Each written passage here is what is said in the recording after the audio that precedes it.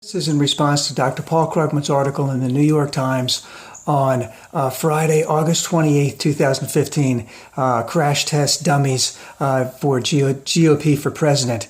Now, I would prefer to say GOP candidates flunk diplomacy and econ 101.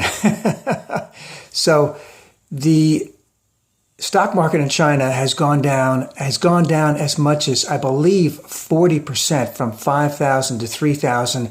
Over the course, I believe it's only been about 2 months. It's gone down considerably. The bubble has kind of burst.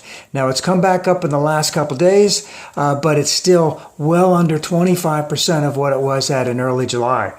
And what Dr. Krugman is indicating very clearly is that if there's one thing that we know that has gone on in all of these administrations, and I would say since the Glass-Steagall and even before that, when the bank and savings and loan, their differences were sort of expunged, and we had the savings and loan crisis from the 1980s, is that the next president will be confronted with financial instability.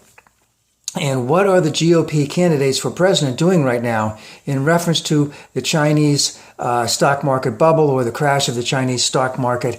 They're doing a lot of China bashing. They're reaming them. But Scott Walker said you shouldn't meet with the guy. Obviously, what's his face? Trump said something really obnoxious. So there's a lot of xenophobia going on out there. And of course, this is the second largest economic power in the world. They've gotten that from a great deal by investments in the United States, which the Chinese have taken over, and by an incredible amount of slave labor, or close to slave labor, within their country, no environmental laws. And of course, the American business people who were involved in all that, they didn't care. They were just making money, and now it's all a lot of it has come home to roost. But the question is, forget all about that. China had a big bubble. Is it going to come back? Can it come back? Is it going to crash more? What is the next president going to do when confronted with economic instability here and across the world? Now, the best thing we can do is go back to 2008 and 2009. Now, remember, right before the election in 2008, I believe it was September, October. I mean, some days the stock market was going down 200, 300, 400 points, 500 points a day, on and off. And what did the Bush administration do? They had a bank bailout. They saved AIG, which then saved everyone else. And remember, Paulson was not involved with AIG, but he was involved with the company. I can't remember which one it was that got the most money from AIG when they bailed out AIG. So the Republicans initiated the bailout, and then Obama initiated the stimulus after that. And what happened once Obama had the stimulus go into effect? Take the stimulus. Remember, and a lot of the stimulus was tax cuts. It wasn't just investments directly into the United States, which people like Dr. Krugman preferred, wanted, said was necessary, and the amount of the stimulus wasn't even enough. So I believe he wanted it to be about twice as much.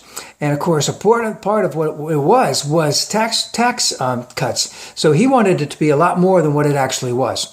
It did help the economy. It did save a lot of jobs. But what happened? What happened on the Republican side? They decided to do every possible thing that they could in reference to bash the stimulus as to what would happen because of the stimulus. And the two biggest things that they claimed for the next till today is that it would increase interest rates and that it would increase inflation, that we would have runaway inflation and we'd have runaway interest rates. And if someone said, well, that hasn't happened, they'd say, well, just you wait and see. It's coming. And they have been saying this for 6 years. They've been totally wrong about the whole thing.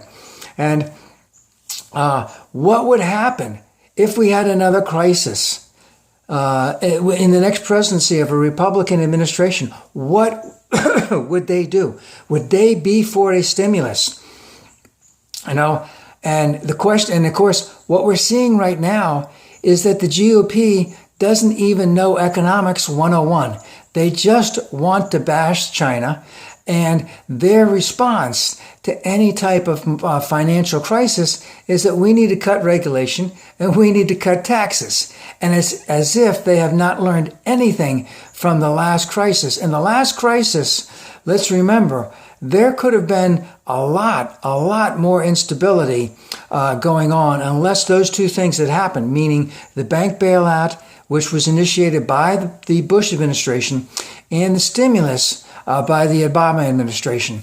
And I don't have any respect at all for the previous president in terms of President Bush, but he even indicated very clearly that his heart didn't think that the government should be bailing out AIG.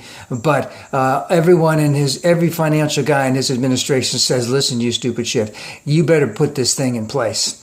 And the Obama administration came in and said, hey, there is a place in this world for good government and for government to do the things that are necessary when there is a financial crisis. And one of those things is to start a stimulus. I don't see any of these Republicans even remotely considering anything like that at all. They would probably have a big bank bailout, but it would be so skewed to the banking industry that it might even make the situation worse. Speculation, I'm sorry, on my part, but that is their thing. So what we have here is candidates for president who really know nothing about economics and have shown that they have learned nothing about the Great Recession that we had in 2009.